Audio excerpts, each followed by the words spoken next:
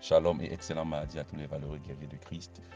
Nous bénissons le Seigneur qui a bien voulu que nous soyons encore debout aujourd'hui, qui a rendu ce jour possible.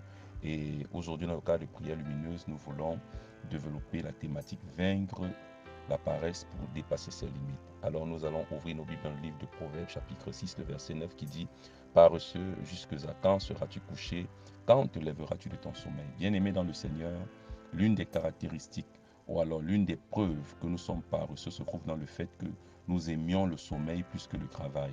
Une personne qui aime le sommeil, qui aime le repos, qui aime les vacances, qui aime la relaxation, qui aime la distraction, plus qu'il n'aime le travail, est une personne paresseuse. Souvenez-vous, le Seigneur lui-même a travaillé pendant 6 jours et il s'est reposé un jour. C'est après le travail qu'on a droit au repos. Et l'apôtre Paul va même aller jusqu'à dire que celui qui ne travaille pas n'a pas droit à la nourriture, n'a pas droit à un repas.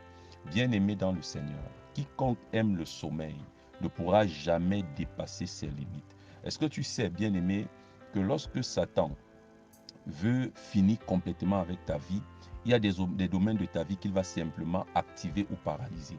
S'il active le sommeil dans ta vie, il sait que tu ne pourras plus jamais dépasser tes limites. C'est donc ainsi que tout homme qui veut accomplir ses destinées, tout homme qui veut réaliser des exploits avec Dieu, doit inéluctablement vaincre la paresse, doit vaincre l'amour de la passivité, de l'oisiveté, l'amour de la distraction. C'est donc ainsi qu'au XXIe siècle, nous avons beaucoup de difficultés.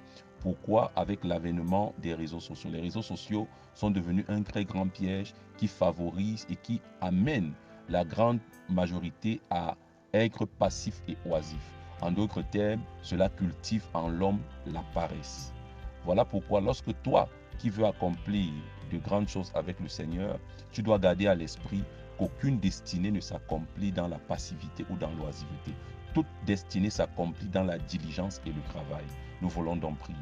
Père éternel, nous sommes au-devant de toi, aujourd'hui encore pour te supplier d'étendre ta main et de nous rendre un ministère.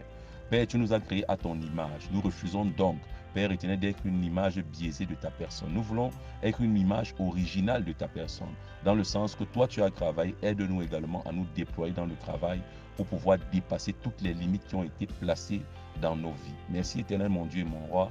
Que la gloire et l'honneur te reviennent. C'est dans le nom de Jésus-Christ que nous avons prié. Amen. Tu es hautement béni et que le Saint-Esprit nous conduise. Shalom.